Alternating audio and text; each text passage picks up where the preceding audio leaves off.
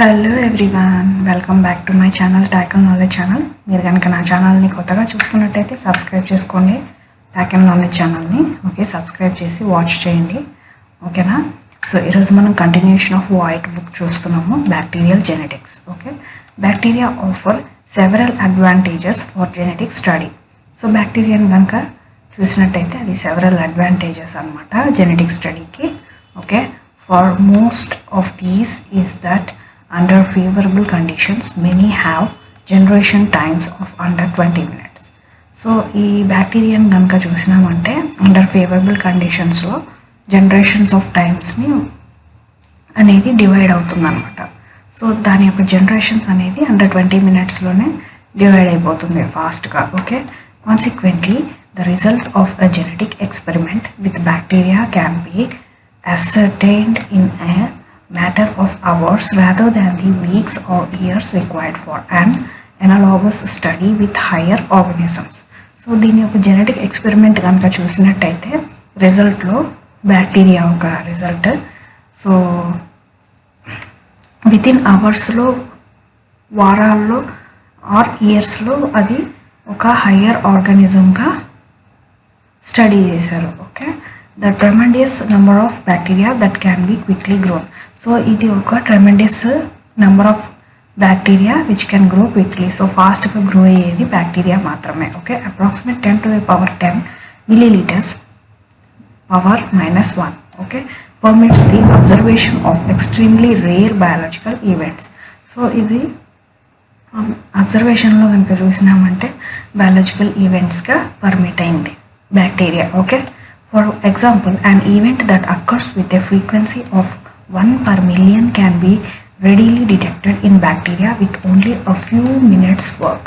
So ఎగ్జాంపుల్గా మనం ఫ్రీక్వెంట్గా ఒక మిలియన్ ఒక్క బ్యాక్టీరియాకి పర్ మిలియన్ బ్యాక్టీరియాస్ అనేవి డిటెక్ట్ అయినాయి అనమాట కొన్ని ఫ్యూ మినిట్స్ వర్క్లోనే. Okay, so to do so in Drosophila would be an enormous and probably futile efforts. So Drosophila కేసులో అయితే మనం చూసినట్టయితే అది ప్రాబబుల్లీ ఫ్యూటైల్ ఎఫర్ట్ అనమాట. Okay, more bacteria are usually haploid, so their phenotype indicates their genotype. So bacteria కనుక చూసినట్టయితే అది ఒక హ్యాప్లాయిడ్ అనమాట. ఓకే, సో దాని యొక్క ఫినోటైప్ అనేది ఇండికేట్ చేసేది జీనోటైప్ని. Okay, nevertheless the basic principles of genetics were elucidated from the study of higher plants and animals. So basic principles of genetics కనుక చూసినట్టయితే the study of higher plants and animals అనేది elucidate అయింది. Okay, this is because bacteria do not reproduce sexually in the manner of higher organisms. So the basic technique of classical genetics, the genetic cross, is not normally applicable of the bacteria.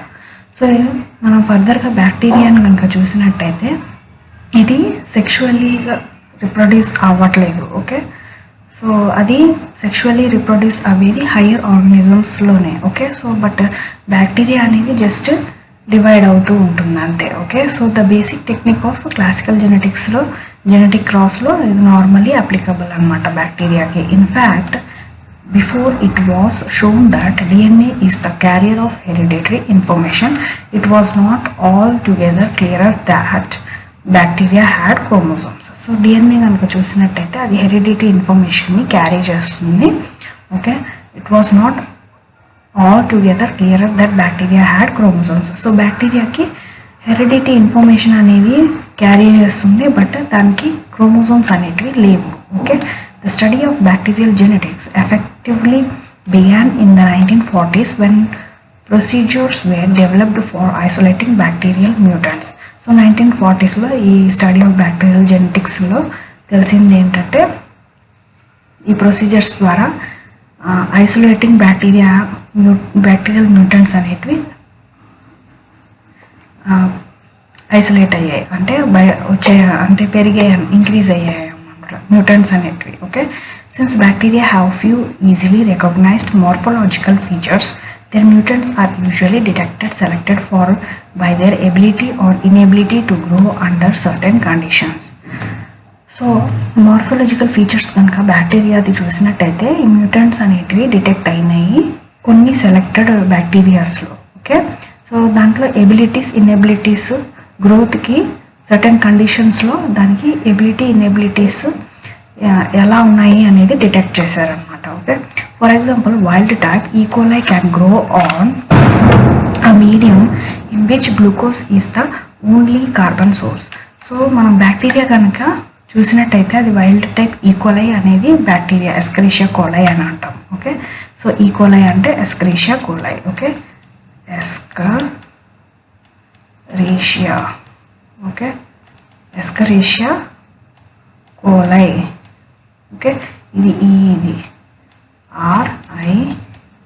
RICHIA ఎస్కరీషియా coli. Okay, ఈ కోలైని అట్లా పిలుస్తాము మనం. అది బ్యాక్టీరియాలో wild type అనమాట. So దాన్ని medium మీద grow చేసినప్పుడు ఓన్లీ గ్లూకోసే దానికి ఫుడ్గా ఉంటుంది, కార్బన్ సోర్స్ అనమాట. Okay, mutants that are unable to synthesize the amino acid leucine for instance require the presence of leucine in their growth media. So ఇక్కడ మ్యూటెంట్స్లో చూసినట్టయితే అవి సింథసైజ్ అవ్వడానికి ఒక అమినో యాసిడ్ అనేది లేదు, అదేంటంటే leucine. Okay, for instance require the presence of leucine in their growth media. So ఆ గ్రోత్ మీడియంలో ఓన్లీ గ్లూకోజ్ కార్బన్ సోర్స్గా ఉన్నప్పుడు మ్యూటెంట్స్ అనేటివి డెవలప్ అయ్యాయి, ఎందుకంటే అమినో యాసిడ్ అనేది ప్రజెంట్ అవ్వలేదు. ఓకే, అమినో యాసిడ్ యాబ్సెంట్ అయ్యింది.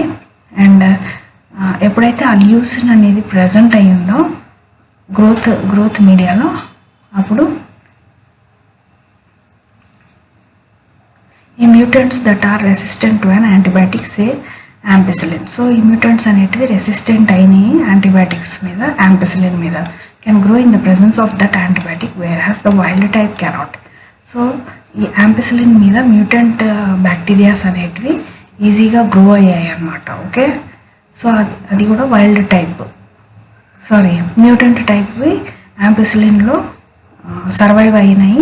వైల్డ్ టైప్ అయితే ఈ యాంపిసిలిన్ యాంటీబయాటిక్తో సర్వైవ్ అవ్వలేదు. Okay, mutants in which an essential protein has become temperature sensitive grow at 30 degrees centigrade but not at 42 degrees centigrade.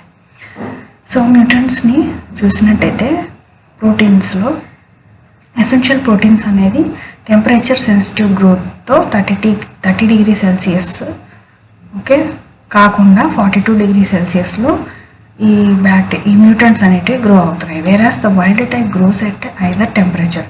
So wild type చూసినట్టయితే అది 30 degree సెల్సియస్లోనే wild type bacterias అనేటివి medium మీద grow అవుతున్నాయి. But 42 degrees అట్లా పెంచినట్టయితే మనం mutant type bacterias అనేటివి గ్రోత్ చూస్తున్నాం. By using a suitable screening protocol A bacterial colony containing a particular mutations or combinations of mutations can be selected.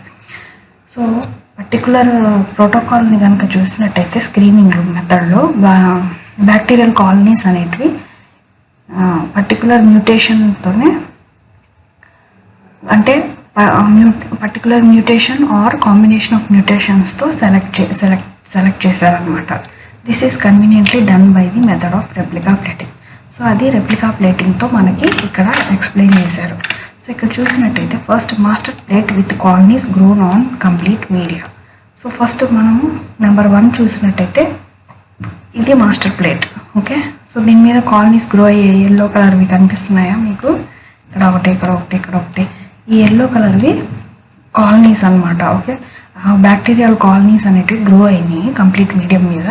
And ఇది వచ్చేసి velvet pressed to master plate and transferred to plate with different medium. So ఇది వచ్చేసి handle, ఇది వచ్చేసి velvet cloth అనేది rap చేశారు. So ఎప్పుడైతే ఇది తీసుకెళ్ళి దీని మీద ప్రెస్ చేసాము అంటే అప్పుడు ఈ కాలనీస్ అనేటివి దీని మీదకి ఈ మీడియం మీదకి ట్రాన్స్ఫర్ అయిపోతాయి. ఓకే, సో ఈ వెల్వెట్ క్లాత్ మీద ట్రాన్స్ఫర్ అయిపోతాయి.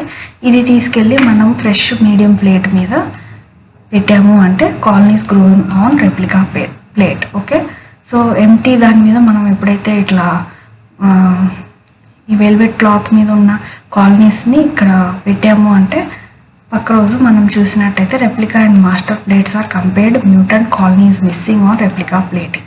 సో మ్యూటెంట్ కాలనీస్ అనేటివి మిస్ అవుతున్నాయి అన్నమాట. ఈ ప్రకారంగా కాలనీస్ని మనము ఫర్దర్గా ముందుకు తీసుకుని వెళ్తే మ్యూటెంట్ కాలనీ అనేది మిస్ అయింది, నార్మల్ కాలనీస్ అనేటివి గ్రో అయ్యాయి అన్నమాట. Okay, so technique of rapidly and conveniently transferring colonies from master culture plate petri dish to a different medium on another culture plate. Since the colonies on the master plate and on the replicas should have the same spatial distribution, it is easy to identify the desired mutants. Okay, so ఇది replica plating method అన్నమాట. ఈ method okay replica plating method అని అంటాం. Okay, so master ప్లేట్లో నుంచి empty ప్లేట్లోకి shift చేసే ప్రాసెస్లో మనము ఈ వెల్వెట్ ప్రెస్డ్ అనేది యూజ్ చేస్తాం అన్నమాట. మాస్టర్ ప్లేట్ మీద నుంచి ఈ కాలనీస్ అయితే తీసుకొని ఒక ఎంటీ పెట్రీ డిష్ యొక్క మీడియం మీద మనం షిఫ్ట్ చేసినప్పుడు మనకి మ్యూటెంట్ కాలనీస్ అనేటివి మిస్ అవుతున్నాయి. ఓకే, సో ఈ ప్రాసెస్ ద్వారా ఇది రెప్లికా ప్లేటింగ్ అని పిలుస్తున్నాం. Next viral genetics. Viruses are infectious particles consisting of a nucleic acid molecule enclosed by a protective capsid coat that consists largely or entirely of protein. So viral genetics కనుక చూసినట్టయితే next ఇది ఈ virus అనేది infectious particles అన్నమాట. Okay, so వాటికి nucleic acid molecule అనేది ఉంటుంది. ఆ న్యూక్లిక్ యాసిడ్ అనేది ఎన్క్లోజ్ అయ్యేది క్యాప్సిడ్తో. ఓకే, సో కోట్ లాగా ప్రొటెక్టివ్ కోట్ లాగా ఉంటుంది క్యాప్సిడ్ అనేది. ఓకే, సో వైరస్ని ప్రొటెక్ట్ చేస్తూ ఉంటుంది. Consist largely or entirely of a protein. So entire ప్రోటీన్కి ఈ క్యాప్సిడ్ కోట్ అనేది కవర్ అయి ఉంటుంది. ఓకే, లోపల న్యూక్లిక్ యాసిడ్ మాలిక్యూల్ ఉంటుంది, అంటే వైరస్ యొక్క DNA information. Okay, virus specifically absorbs to a susceptible cell into which it insinuates its nucleic acid. So అది ఆ వైరస్ అనేది ససెప్టబుల్ సెల్ని అబ్జర్వ్ చేసి ఓకే ఇన్సినేట్ చేస్తుంది, అంటే న్యూక్లిక్ యాసిడ్ని ప్రొటెక్ట్ చేస్తుంది అనమాట. Over the course of the infection the viral chromosome redirects the cell metabolism so as to produce new viruses. So కొత్త వైరస్ని ప్రొడ్యూస్ చేసుకోవడానికి ఇది ఏం చేస్తుందంటే వైరల్ ఇన్ఫెక్షన్తోనే ద వైరల్ యొక్క క్రోమోజోమ్ని సెల్ మెటబాలిజం కిందకి రీడైరెక్ట్ చేసి ఒక న్యూ వైరసెస్ అయితే ఫామ్ చేస్తుంది అనమాట. ఈ viral infection usually culminates in the lysis, breaking open of the host cell, thereby releasing large numbers 10 to 1000 of mature virus particles that can each initiate a new round of infection. So ఈ virus infection అనేది culminate చేస్తే lysis చేస్తుంది అనమాట. అంటే break opening the host cell మీద కూర్చొని ఇది దాని యొక్క డిఎన్ఏని ఎప్పుడైతే లోపలికి పంపించి ఇట్లా రెప్లికేషన్ చేసుకుంటుంది. సో ఇదిగోండి ఇక్కడ చూడండి, ఇది హోస్ట్ సెల్ కదా, ఇది హోస్ట్ సెల్లో ఎప్పుడైతే వైరస్ పార్టికల్ ఇట్లా కూర్చొని ఇంజెక్ట్ చేసేస్తుంది అనమాట. ఓకే, సో వైరస్ని ఈ రకంగా injection of viral chromosome into the host cell, ఈ హోస్ట్ సెల్లోకి పంపించిన తర్వాత అంటే ఈ వైరస్ బ్యాక్టీరియాని వాడుకుంటుంది. ఓకే, సో ఇది బ్యాక్టీరియల్ డిఎన్ఏ అనమాట, ఇది bacterial DNA. Okay, bacterial DNA BAC అని రాయాలి ఎప్పుడు కూడా బ్యాక్టీరియల్ డిఎన్ఏ అనమాట. ఇది వైరస్ యొక్క పార్టికల్స్ అనమాట, న్యూక్లిక్ యాసిడ్ అనమాట. ఓకే, సో దాన్ని ట్రాన్స్ఫర్ చేస్తుంది హోస్ట్లోకి, రెప్లికేషన్ ఆఫ్ వైరల్. ఈ వైరస్ ఏం చేస్తుంది, వైరస్ వెళ్ళి దీంట్లోకి ఇంటిగ్రేట్ అయిపోయి బ్యాక్టీరియల్ డిఎన్ఏలోకి దాన్ని రెప్లికేట్ చేసి వైరస్ పార్టికల్ అంటే డిఎన్ఏకి రెప్లికేట్ చేసేస్తుంది అనమాట. వైరల్ క్రోమోజోమ్స్ అన్నీ ఫామ్ చేసేస్తుంది లోపల, చూసారా అన్నీ రెడ్ కలర్లో ఉన్నాయి. So encapsulation of viral chromosome by protective coat, దాని తర్వాత ఈ వైరల్ క్రోమోజోమ్స్కి ప్రొటెక్టివ్ కోట్ అనేది ఫామ్ అవుతుంది బ్యాక్టీరియా లోపలే. ఓకే, అండ్ ఇదంతా వన్స్ ఈ వైరస్ అంతా ఫామ్ అయిన తర్వాత కొత్త వైరసెస్ని ఫామ్ చేసిన తర్వాత హోస్ట్ సెల్ని లైస్ చేసుకుంటూ ఈ వైరస్ పార్టికల్స్ అన్నీ కూడా బయటకు వచ్చేస్తాయి, అంటే బ్యాక్టీరియా చచ్చిపోద్ది అనమాట పాపం. ఓకే, సో ఈ రకంగా అయితే మనకి viral chromosome, capsid, virus particle అనేది ప్రొడ్యూస్ అవుతున్నాయి. Okay, viruses having no metabolism of their own are the ultimate parasites. They are not living organisms since in the absence of their host they are as biologically inert as any other large molecules. So virus పార్టికల్స్ని కనుక చూస్తే వాటికి metabolism అనేది వాటికి ఉండదు అనమాట. So అది ఒక పారాసైట్ని యూజ్ చేసుకొని అవి రెప్లికేట్ అవి కొత్త న్యూ వైరసెస్ని ఫామ్ చేసుకుంటుంది. ఓకే, సో అది అనమాట ఇక్కడ చెప్పింది. ఓకే, సో నెక్స్ట్ క్లాస్లో మనం viruses are subjected to complement and recombination అనేది చదువుదాం. సో ఈ రోజుకి క్లాస్ ఇంతే. సో చిన్నగా పెడతాము వీడియోస్ అనేసి నేను డిసైడ్ అయ్యాను. ఓకే, ఇంకా మీదట కూడా చిన్నగానే పెడతాను సో దట్ మీకు ఈజీగా అర్థమవుతుంది అని. ఓకే, సో వీడియో కనుక నచ్చితే ఒక లైక్ వేయండి, అలాగే నా ఛానల్ని సబ్స్క్రైబ్ చేయండి, టాకిల్ నాలెడ్జ్ ఛానల్. నెక్స్ట్ క్లాస్లో మళ్ళీ కలుద్దాం. Thanks for watching. బాయ్.